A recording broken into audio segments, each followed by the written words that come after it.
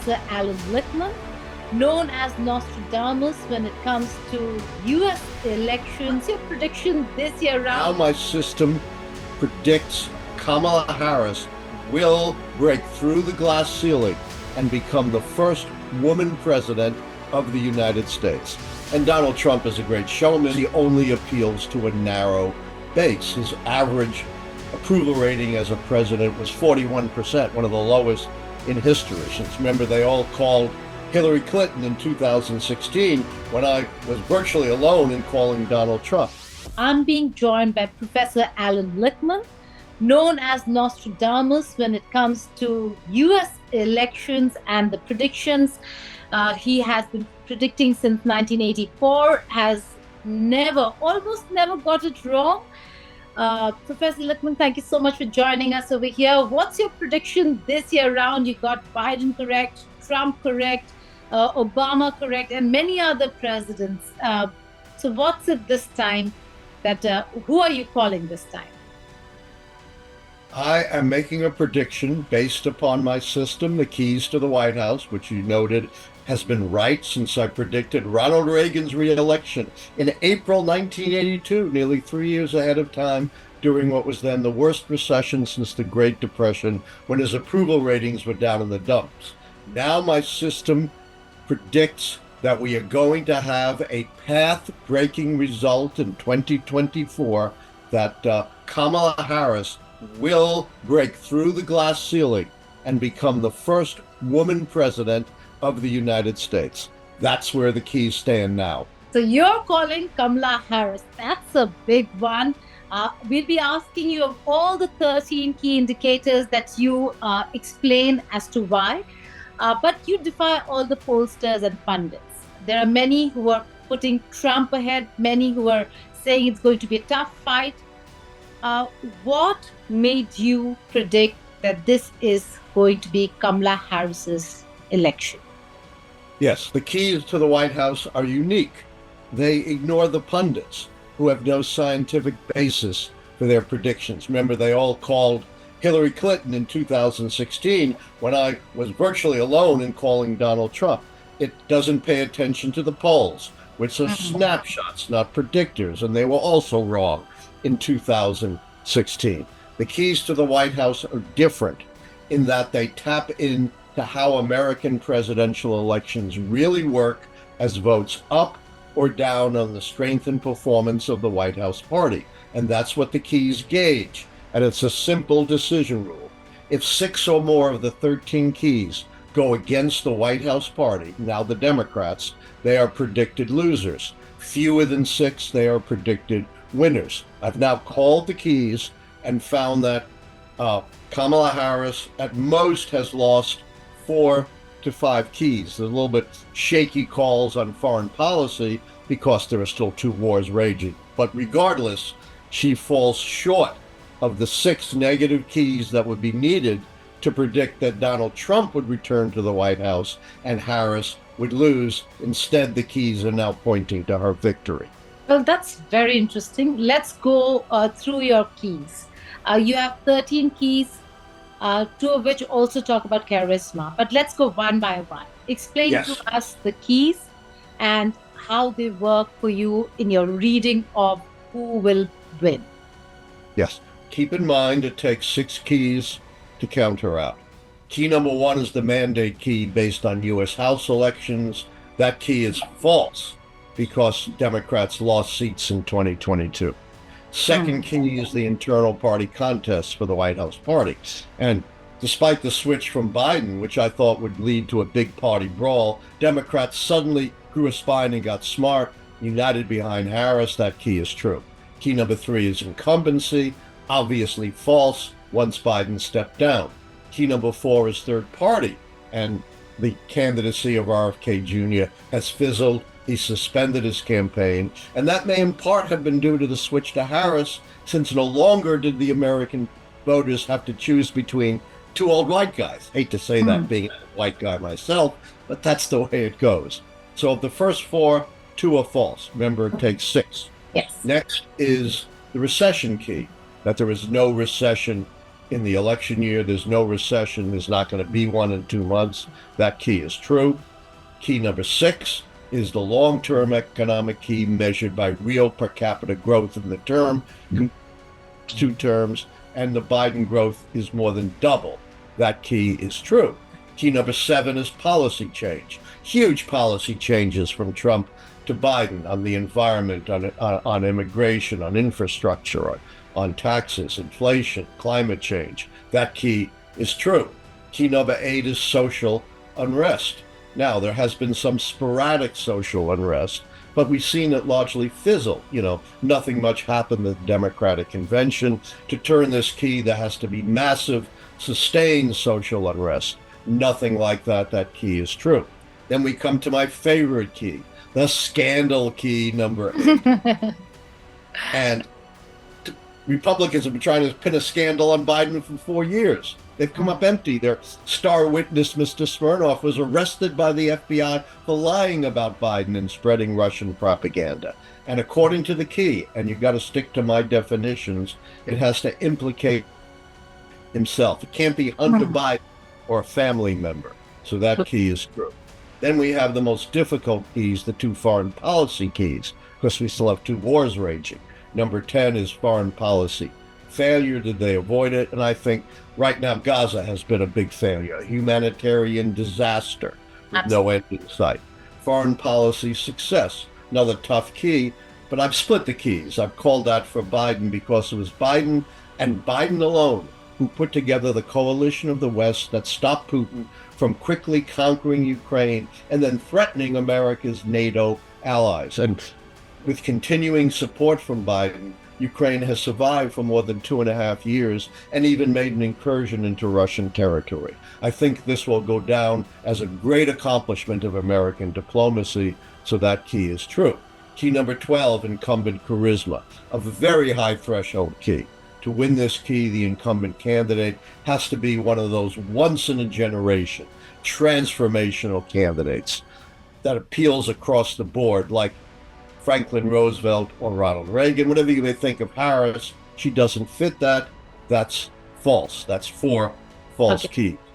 Last one, that the challenging candidate is not one of these once-in-a-generational transformation of candidates. And Donald Trump is a great showman, but he doesn't fit the definition of the key because he only appeals to a narrow base. His average approval rating as a president was 41%, one of the lowest in history. He lost 2 consecutive presidential elections in the popular vote by a combined 10 million votes. So that key is true. So that's 4 keys down, possibly, conceivably a 5th, depending on what happens in the wars.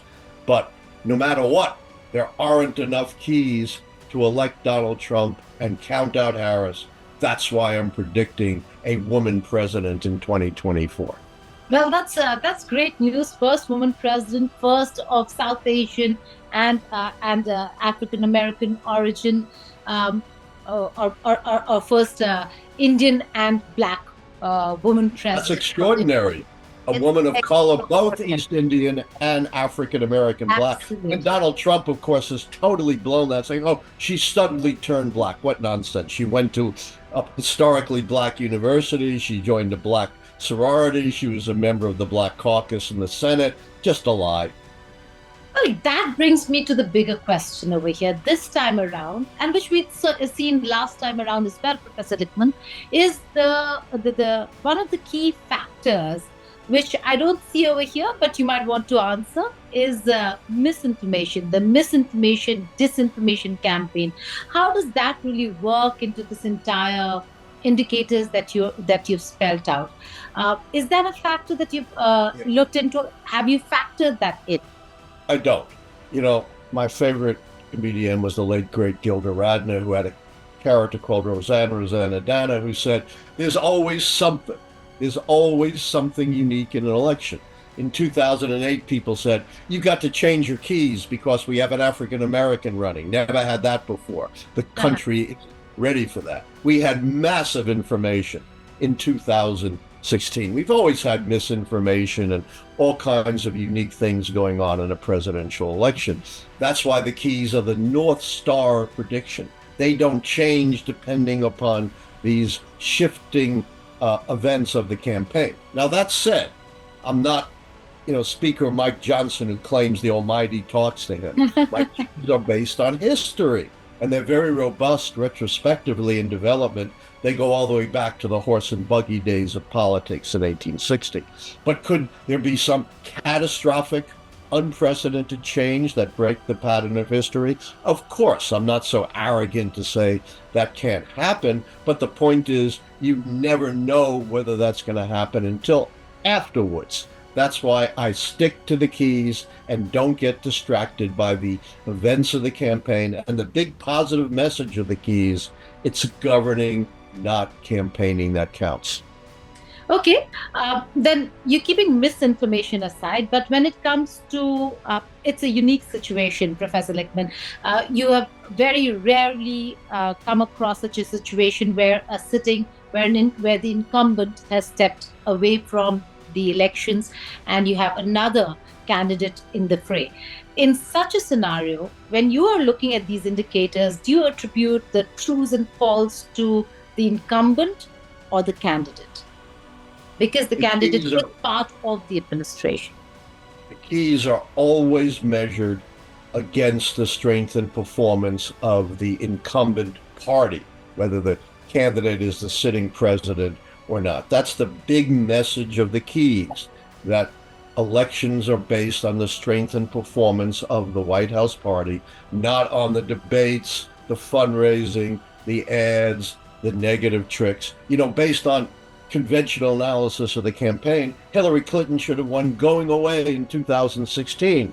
She won all the debates. She had more fundraising, more ads, a better organization, more experience. But I was virtually alone using the keys in predicting a Donald Trump victory. Why was that? Was that not also because of the baggage of being a part of the administration, which maybe Kamala Harris also carries? Well, it's different. I only say this because your indicators on Gore, your indicators on economy, and on those counts, you would have people looking at performance of the Biden administration as they did the Obama administration. It's not the Obama administration. Another message of the keys is it works administration by administration. So the Obama first term, there were enough keys in favor of the Democrats to predict Obama's reelection in a very hard to call election that actually called in 2010. Sometimes the keys fall into place early. So we're now judging against the current administration, not the Obama administration. And remember, not only did you have an open seat with Obama not running, you had this major party contest between Bernie Sanders and Hillary Clinton, which we don't see today. We also did not see Biden follow up the Affordable Care Act of the first term with any major policy change in the second term. Another difference between the situation today when we've had big changes between Trump and Biden. So you can't compare the two elections. Okay, a few personal questions, then maybe I'll go back to the predictions. How did you start? What made you think that these could be the key indicators? Have the key indicators ever changed or increased in number all through the years when you've been predicting elections? Well, I developed the keys by becoming, with my friend Volodya Kailas-Borak of Moscow, the world's leading authority in earthquake prediction, by becoming the odd couple of political prediction. And we reconceptualized presidential elections in 1981, not as Carter versus Reagan, Republican versus Democrat, liberal versus conservative, but in geophysical terms as stability, the White House party stays in power, and earthquake, the White House party is tossed out.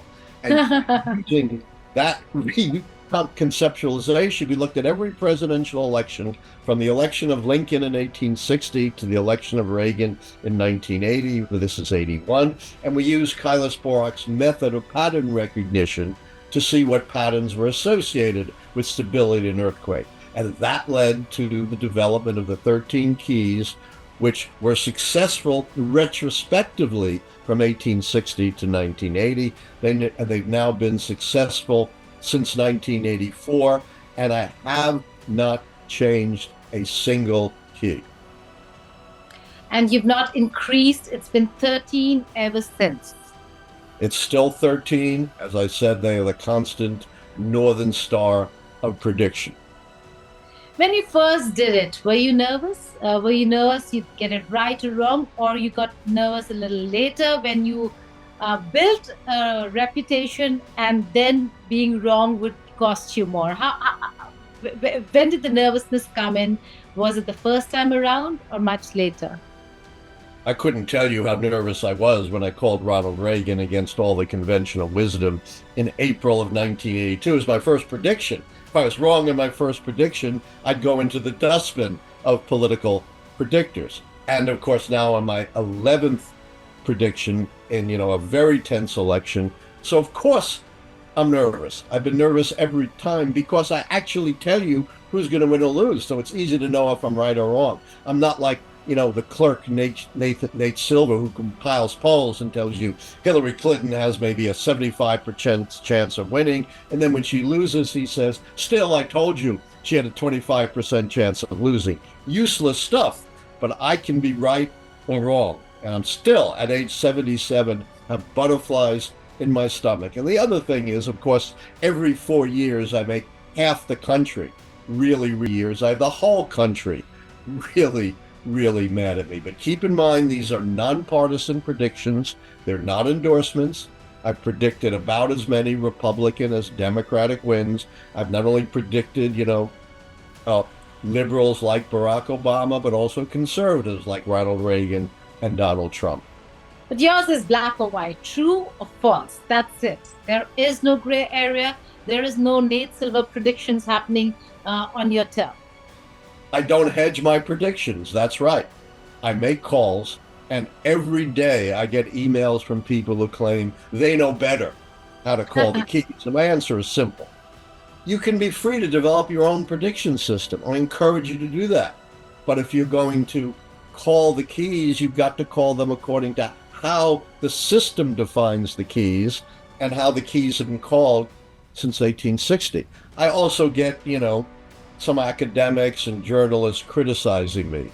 And my answer is, look at my record. You can't make up a 40-year record. Plus, show me where you've done successful predictions. And none of them have, of course. So I quote the great philosopher Wittgenstein and say, of that which thou canst not speak, let thou remain silent. Okay. When you started off, and you were getting your predictions right, who would you first call or share this entire victory with? And who do you do it with now? I share my predictions very broadly. And when I first came up with my system and began predicting, I got blasted by the professional forecasters because they claimed I committed the cardinal sin of subjectivity. My indicators were not cut and dry, and I explained, no. These are judgmental indicators. They're very carefully defined, and they've been answered for well over 100 years. It took about 15 to 20 years, and then the professional forecasting community totally turned around, and they realized their big, fancy, purely statistical models didn't work, and the best model was one like mine that combined statistical and judgmental indicators, and suddenly the keys to the White House were the hottest thing in prediction. I twice was the keynote speaker at the International Forecasting Summit. All right, Professor Lichtman,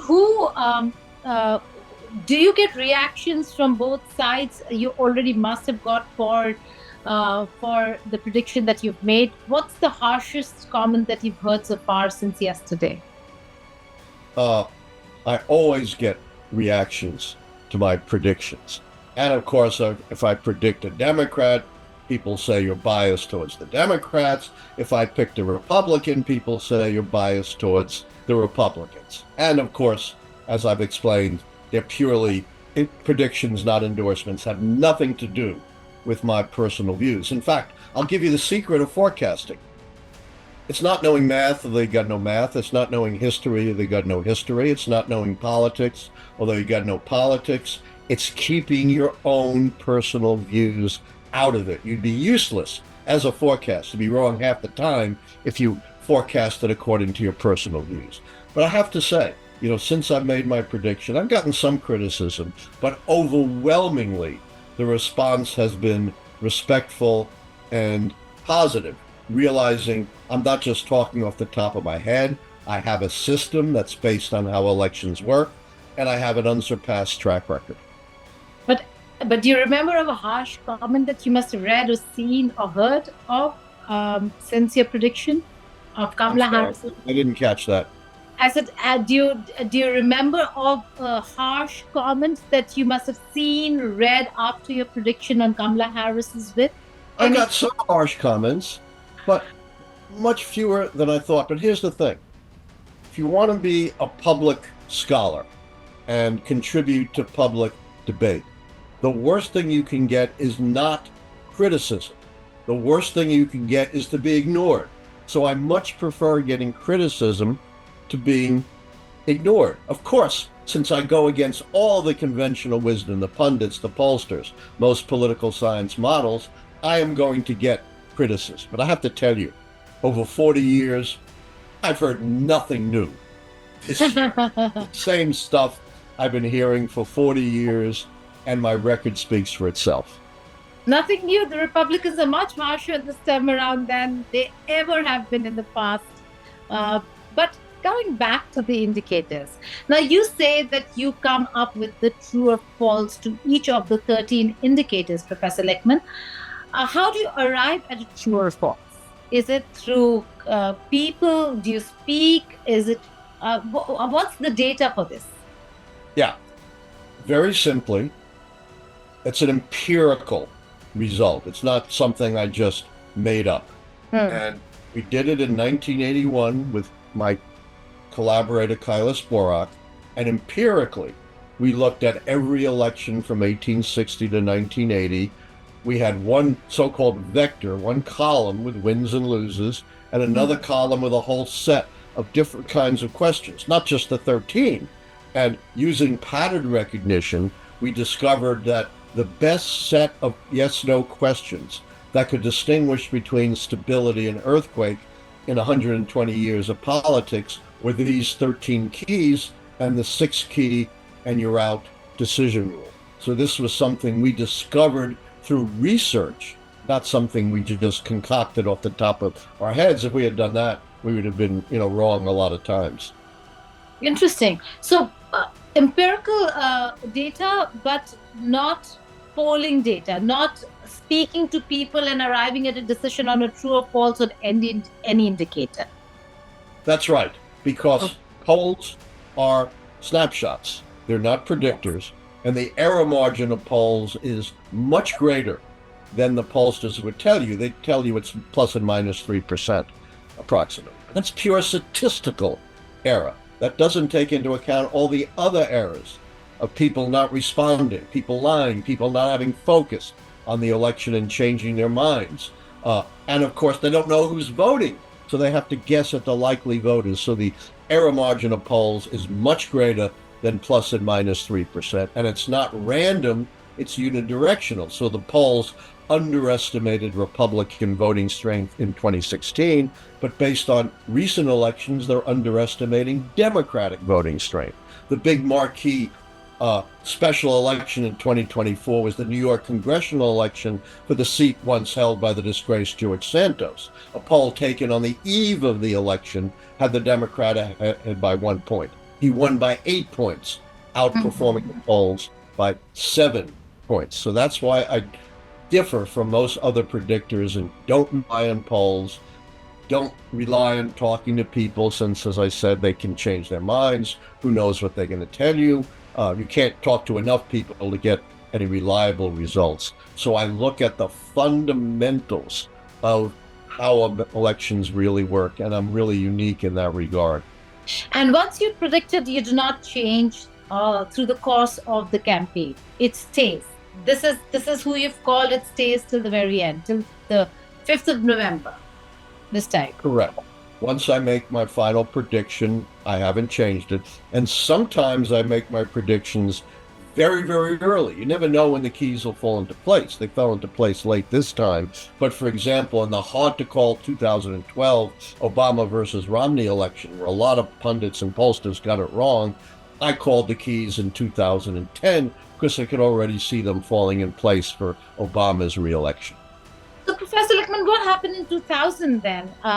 Were the indicators not in place when you predicted Al Gore, but George W. Bush won? It was a very tight election, the keys pointing to Gore. Now, when I was on the Bill Maher show, the first thing he asked me was, how did you F up 2000? Even if I missed that, it's still 9 out of 10, but I didn't. I didn't mess up. Florida did. Bush, 537 votes out of 6 million. But as I proved in my report to the United States Commission on Civil Rights, which is still on their website, Florida screwed up based on the intent of the voters.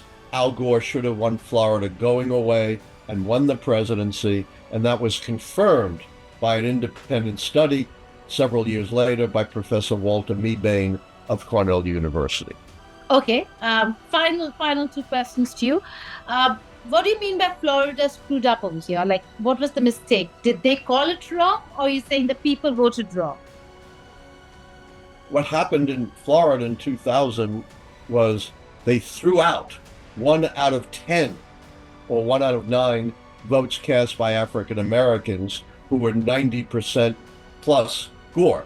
That compared to 1 out of 50 discarded ballots for whites. So if the discarded ballots for African Americans had been just equal to that of whites, Gore would have won by tens of thousands of votes. Moreover, most of those discarded African American votes were not those hanging chads or dimples, but were overvotes, where they punched in Gore, and to make sure they wrote in Gore, so their intent was clear, but Florida threw them out.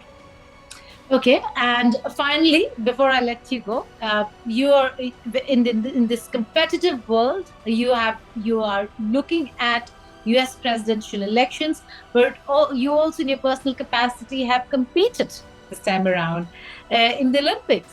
If I'm not wrong, what was all that about?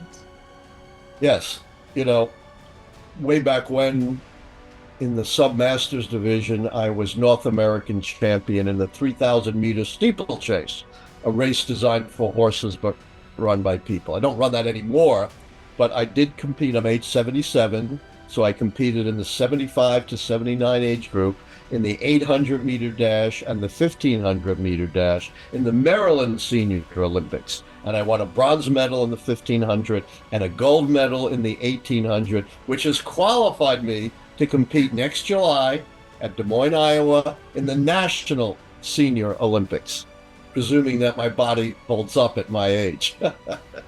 That's lovely to hear. Professor Lichtman, thank you so much for joining us here on India Today Global. This is a massive exclusive. You are actually telling us and predicting the elections here. We will come back to you to see what the elections are going to really throw up and ask you whether if you've got it right or wrong, depending on the results. But thank you so much for sharing the indicators on which your predictions are based. Thank you. My pleasure, and you know where to find me. Take care. Take care.